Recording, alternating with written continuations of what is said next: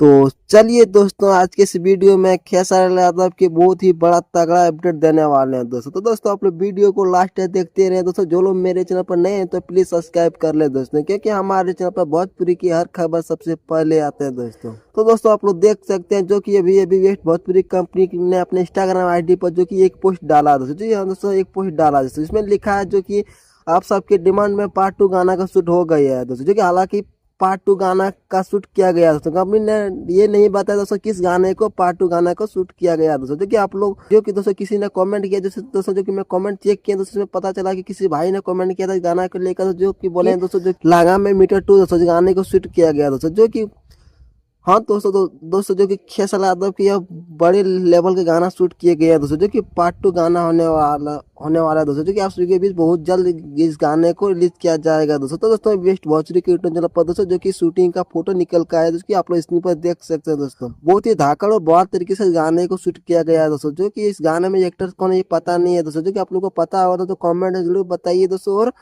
जो कि खेसारी यादव के किसी बड़े पार्ट 2 गाने का ही शूट किया गया दोस्तों। जो कि अभी तक पता नहीं चला कि आप लोगों को पता होगा तो कमेंट जरूर पता। तो मिलते हैं नेक्स्ट वीडियो से। धन्यवाद।